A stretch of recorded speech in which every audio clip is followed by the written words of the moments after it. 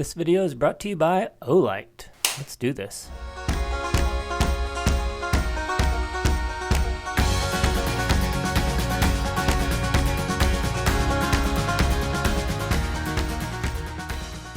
Oh, ain't she so pretty?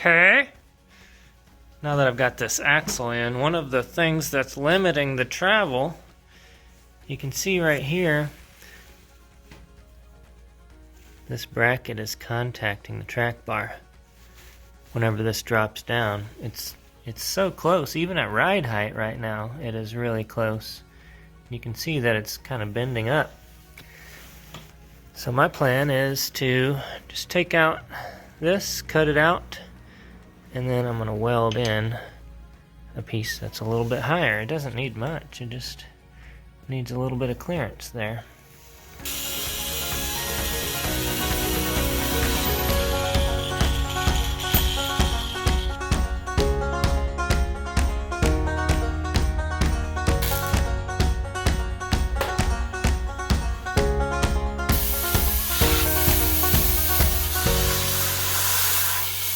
Ta-da! Mission complete. Yeah.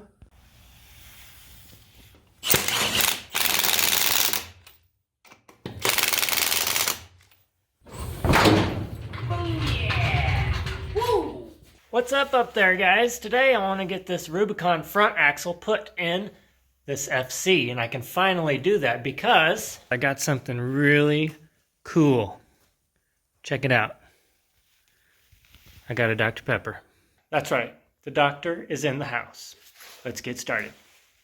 Hey guys, yes, it is true that I'm giving away this Jeep FC, but I've had some questions from some of you and I wanted to answer them now. So a couple people had issues not knowing how to enter to win. So it's pretty simple. All of the details, if you want to read them all, are down below. There's a link in the description box, or you can go and type this in the Googler, BleepinJeep.com/giveaway. But let me show you the 3 ways. So you can be a Patreon member. That's patreon.com/BleepinJeep. You can sign up there.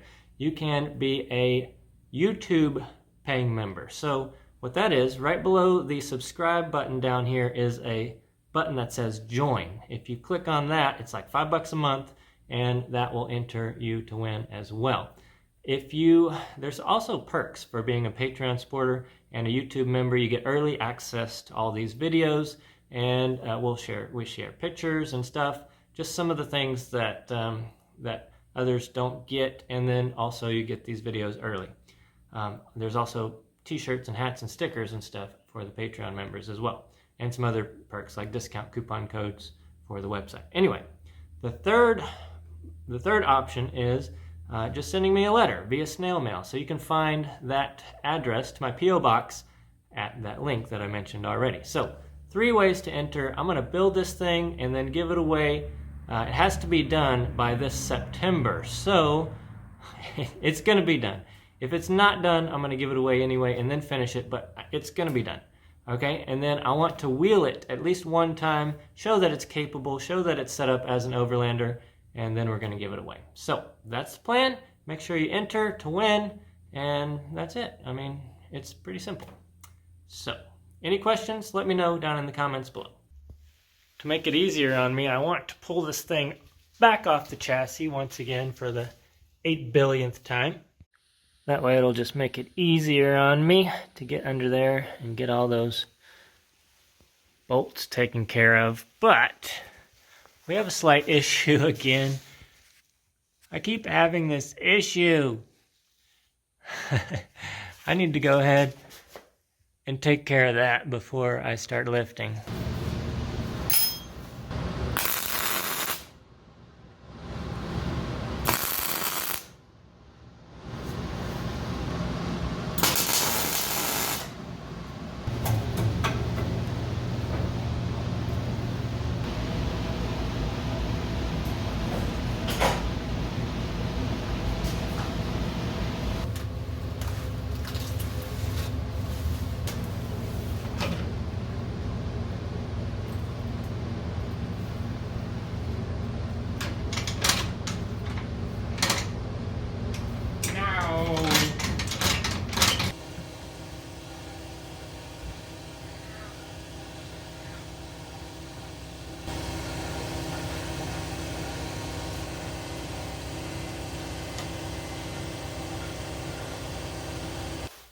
Watch it. Watch it. I think this FC is the whole reason I'm building a new shop. This thing sucks.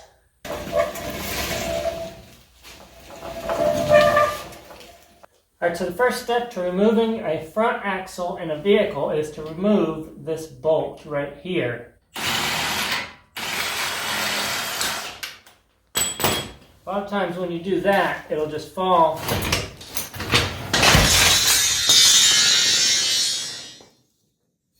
right out.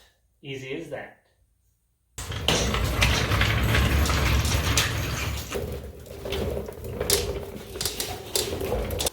Now my jack is really stuck under there. Get that out of there. Oh.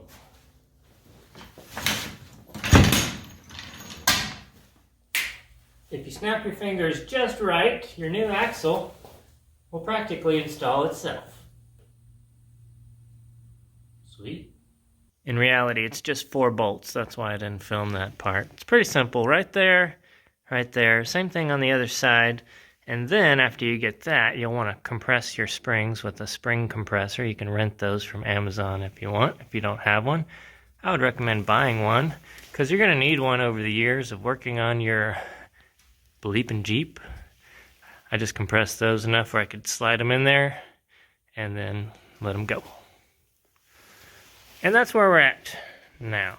What's next? Here's a little tip for you when you're setting up your axle, or you can do this at home right now on your Jeep. Check out where it bottoms out right here. Now, what happens if, well, it dropped out of there, but that's because I cut it out. Now, check out the difference. Okay, it was bottomed out right there before. Now, look how much more flex we get without that piece in there. And I could go even further, but you're probably going to bottom out the shock. So your shock might be your limiting strap, which technically you don't want. But if you get longer shocks and you have longer suspension, it's all good and dandy, but if something like that is limiting your travel, it's not going to make any bit of difference until you clearance it out. Hey guys, check it out. Olight is at it again with a flash sale on their flashlights tonight, so make sure to do this quick. This is the Baton 3 with the world's first wireless charging case. Fits in your pocket, 1200 lumens, magnetic charging, and it lasts a long time. Next up, we've got this cool little i3T. Uses 1 AAA battery, 180 lumen outputs, and a cool brass material, kind of unusual. And last, this is what they're calling the O-bulb. It attaches to any flat surface. It's magnetic. It's great for camping or nightlight, emergency power, and it's waterproof. They say you can put this sucker in your pool. So this sale starts now. I'll leave a link in the description. All right, let's open up this bad boy. Oh, now that's what I'm talking about.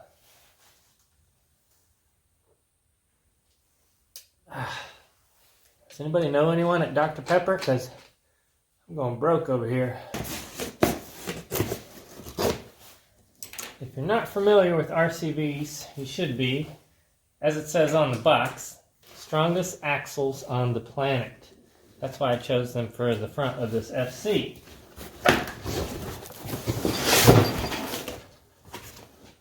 Oh, baby.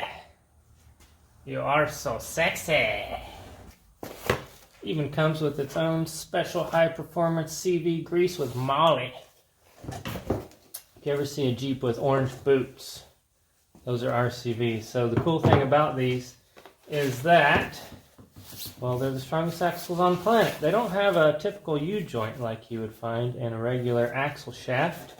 Instead, it's a CV joint, but it's not like some CV joint you'd find in a stock Toyota or something like that. These are big and beefy. Let's see if I can. Man, it'll take a while. Check that out. So I have a video on how to rebuild these. If you want to see the internals, that's a pretty good one to watch. But basically, there's a cage in there and some ball bearings, and then all that is wrapped in this super strong, hard metal material. so that there's really nowhere for it to go. It's really hard to break because it can't expand outward. It's all wrapped in this. You can also get these in 300M, which are even stronger than the chromoly. But then these boots go over that and just kind of keep all that grease and stuff in there. Let's get to installing these things. I had a premature install on the knuckle. Luckily it comes off easy though, now that it's been off recently.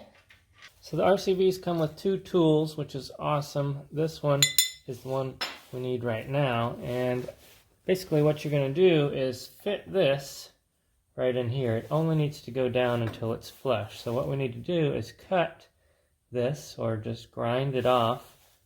I'm going to use an angle grinder probably. And we need to fit that in here until it's flush with those holes. The reason being that orange boot sits in here and you don't want it hitting, otherwise the orange boot will be stationary while everything else is turning, which is not good. It'll melt things. So we need a clearance for that orange boot, and this is the exact diameter that we need.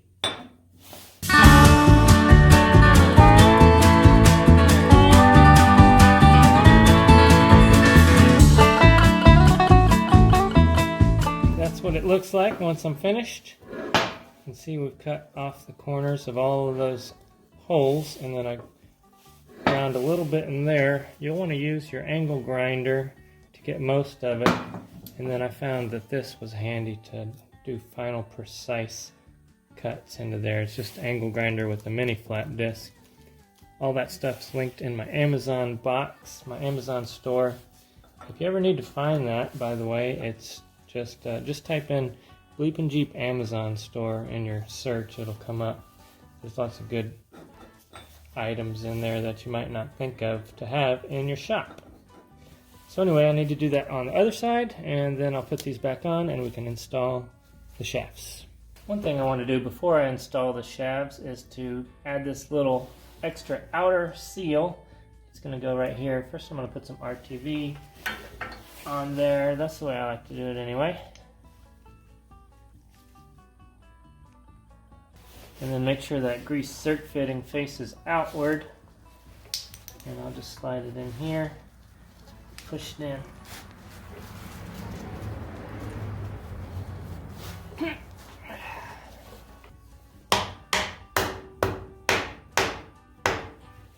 Now to install the boot, you're not going to put it on the shaft here, you're going to put it behind and then put the shaft through like so.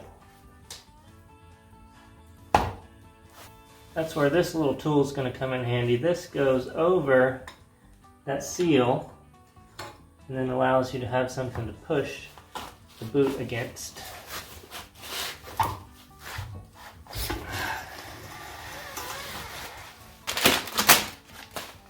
Let's lube the balls a little bit here. And then the secret to getting this to shove into that hole is a zip tie. Basically what we're trying to do is alleviate all the air pressure that's going to build up when it goes into that boot.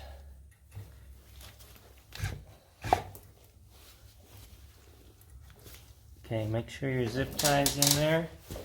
And then we'll give it a little smack. Make sure you have all your ducks in a row here. You got your tool, your boot, your zip tie, and then a block of wood or something here. Make sure your axle shaft is actually in the carrier. That's a good one too. There you go. You can feel it bottom out right there. It's in the boot. Now we can pull our zip tie out, take the nut off, and install the unit bearing.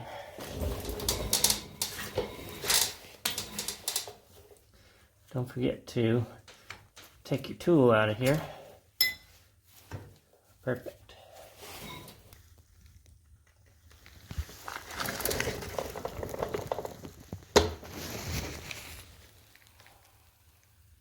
So the unit bearing goes into place, and then there's these custom bolts that come with the shafts that have a smaller head than stock.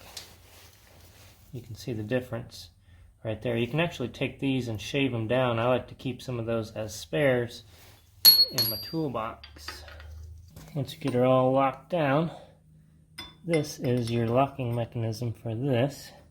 Just going to give it a punch right there.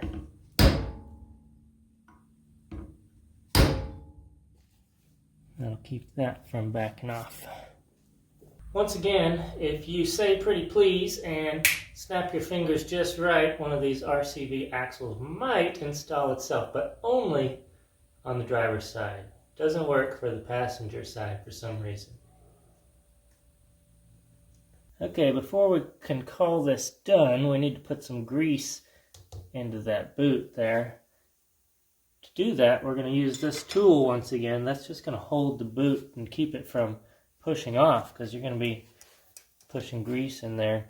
Now, I get a lot of questions on how to add grease to a zerk fitting that looks like this, and the answer is this little guy. You can either buy a tip like that and put on your grease gun, or you can buy this little adapter and it just snaps on, and then the sleeve goes over that, and now you have a needle greasable fitting, and you just pump it right in, and this is actually drilled through the shaft, and it's going to grease back here. Of course, you want to use that RCV grease, which I've put that in here, so make sure that you use that because it's a special grease for the RCVs. Look excited! You don't look excited enough. Jeep Doc's here again.